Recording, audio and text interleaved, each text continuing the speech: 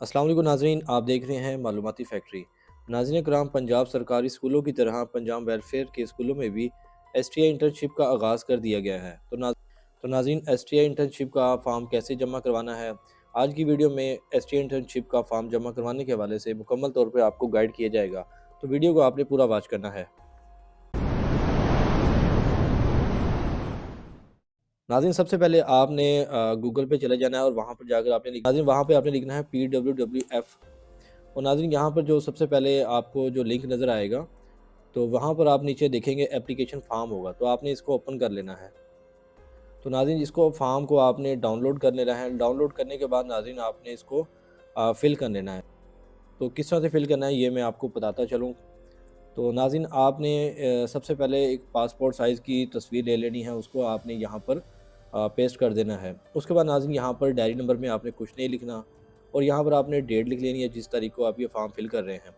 उसके बाद नाज़रीन यहाँ पर आपने पोस्ट का नाम लिखना है कि आप मैथ की पोस्ट के लिए अप्लाई कर रहे हैं, केमिस्ट्री के लिए कर रहे हैं, बायो के लिए कर रहे हैं या कंप्यूटर के लिए कर रहे हैं। जो भी पोस्ट होगी आपने यहाँ पर मेंशन कर देना है।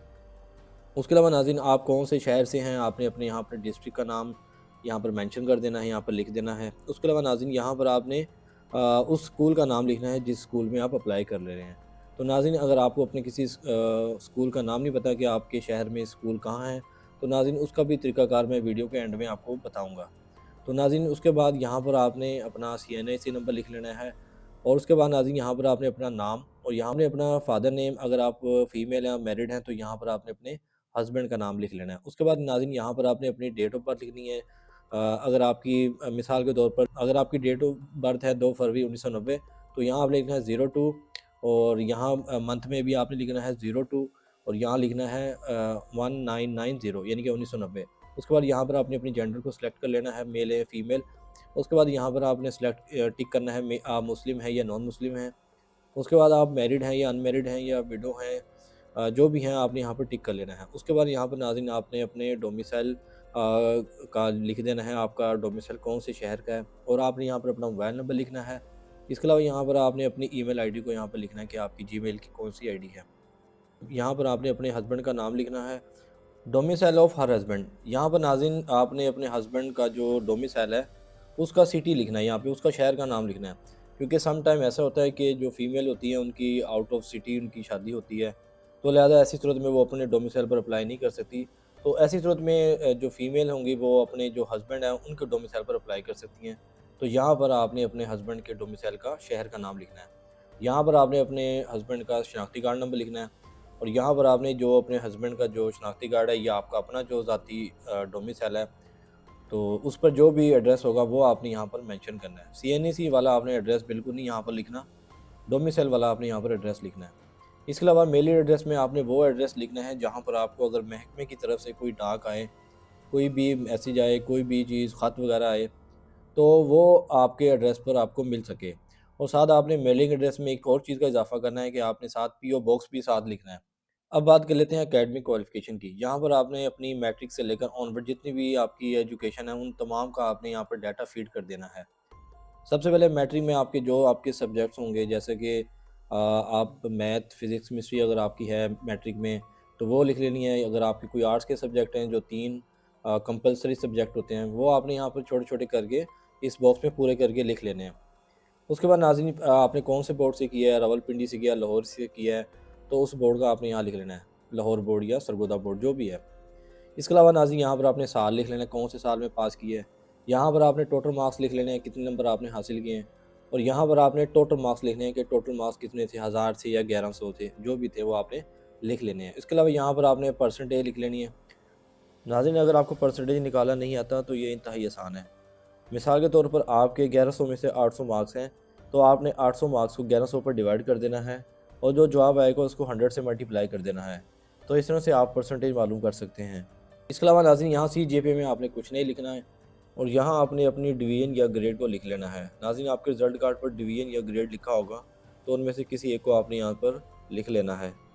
मेरिट मार्क्स वाले खाने को आपने खाली छोड़ देना है, क्योंकि यहाँ पर आपके मेरिट मार्क्स लिखे जाएंगे, जो स्कूल अथॉरिटी खुद कैलकुलेट करके यहाँ लिखेगी। इसके अलावा नाज़रीन आपने इंटरमीडिएट की तालीम की तमाम डिटेल इस रो में लिख देनी है।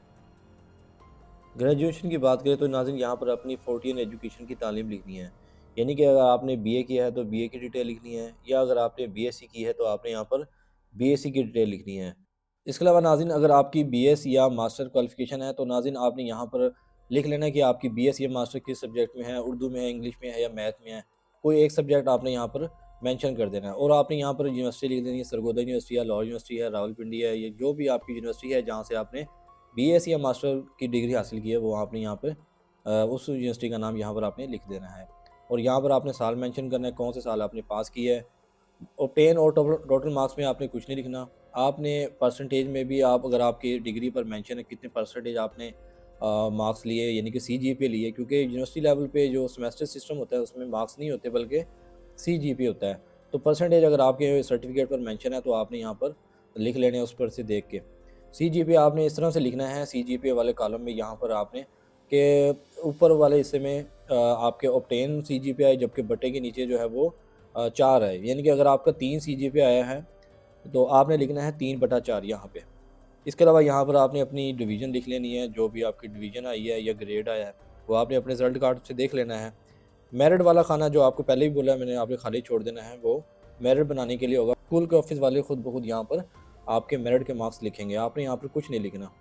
इसके अलावा अगर आपकी कोई हायर क्वालिफ़िकेशन है, यानी कि आपकी एमफ़िल है या पीएचडी है, तो उसका भी आपने इस खाने में आपने इस रो के अंदर मेंशन कर देना है। इसके अलावा अगर आप हाफ़िज़ कुरान हैं, तो हाफ़िज़ कुरान का आपने यहाँ पे तमाम डाटा जो है यहाँ पर भी एंटर कर देना है। इसके अलावा डॉक्यूमेंट जो आपने प्रूफ़ के तौर पे आपने साथ अटैच करने हैं, तो आपने यहाँ पर उन डॉक्यूमेंट्स को क्या करना है, टिक कर देना है। सबसे पहले आपने एक इसके साथ शनाख्ती कार्ड की कॉपी लगानी है, डोमिसाइल की कॉपी लगानी है, अगर आप शादीशुदा हैं तो आपने निकाहनामे की कॉपी लगानी है, और आपने अपने हस्बैंड के डोमिसाइल की कॉपी लगानी है। अगर आप अपने हस्बैंड के डोमिसाइल पे अप्लाई कर रहे हैं तो आपने हस्बैंड के डोमिसाइल की कॉपी लगानी है। बेहतर है कि अगर आप अपने हस्बैंड के डोमिसाइल पे अप्लाई कर रही हैं या नहीं कर रही हैं, तो दोनों सूरतों में आप अपने डोमिसाइल और हस्बैंड के डोमिसाइल दोनों की फ़ोटोकॉपी ज़रूर लगाएँ। और यहाँ पे तमाम बॉक्सेस को टिक ज़रूर करें। जो आपने डॉक्यूमेंट्स सारे अटैच करने हैं, उन तमाम बॉक्सेस को आपने यहाँ पे टिक करना है। टिक करने का मकसद ये होता है कि आप बता रहे हैं कि मैंने ये डॉक्यूमेंट जो है वो साथ अटैच कर दिए हैं। इसके अलावा आपने हस्बैंड के शनाख्ती कार्ड की कॉपी भी लगानी है, और साथ जितनी भी तमाम क्वालिफ़िकेशन आपने यहाँ पर मेंशन की हैं, उन तमाम की फ़ोटोकॉपी भी आपने साथ अटैच करनी है। तो लिहाज़ा इस आखिरी बॉक्स को भी आपने टिक कर लेना है। और साथ आपने ये एप्लीकेशन डिक्लेरेशन करनी है कि मैंने ये जो मालूमात दी है वो सारी की सारी दुरुस्त है, तो इसमें किसी भी तरह के कोई गलती वगैरह नहीं है। अगर होगी तो इसका खुद आप ज़िम्मेदार होंगी या होंगे। यहाँ पर आपने अपने साइन कर देने हैं और उस दिन की आपने डेट डाल देनी है। नाज़रीन ये फ़ॉर्म फिल करने के बाद आपने इस फ़ॉर्म के साथ तमाम रेलेवेंट डॉक्यूमेंट जिनका मैंने अभी ज़िक्र किया है वो साथ आपने अटैच कर देने हैं, और कोशिश करनी है कि आपने ये तमाम डॉक्यूमेंट किसी 16 ग्रेड के ऑफिसर से टेस्टेड करवा लेने हैं। हालांकि यहाँ पर ज़िक्र नहीं है, लेकिन आप कोशिश करें कि तमाम डॉक्यूमेंट्स को टेस्टेड करवा कर ही मुतलका स्कूल में जाकर आप खुद जाके जमा करवा के आएँ। जबकि मैंने पिछली वीडियो में तमाम शेड्यूल बता दिया है कि कब इसकी मेरिट लिस्ट लगेगी और कब इसकी फाइनल मेरिट लिस्ट लगेगी, और कब इसके ऑब्जेक्शन के हवाले से आप अपनी तजवीज़ आप पेश कर सकते हैं, और आपके जो ऑब्जेक्शन होंगे उनको कब क्लियर किया जाएगा, और किस तरह आपकी और कब आपके जो फाइनल ऑर्डर हैं वो इशू किए जाएंगे। तो पिछली वीडियो में मैंने तमाम बातें डिस्कस की हैं। अगर आप वीडियो देखना चाहते हैं तो मैंने डिस्क्रिप्शन में लिंक दे दिया, तो वहाँ जाके आप देख सकते हैं। तो नाज़रीन ये थी आज की वीडियो। अगर आपको वीडियो पसंद आई हो तो वीडियो को लाइक करें, चैनल को सब्सक्राइब करें, और अपनी कीमती राय का इज़हार कमेंट सेक्शन में ज़रूर करें। अल्लाह हाफ़िज़।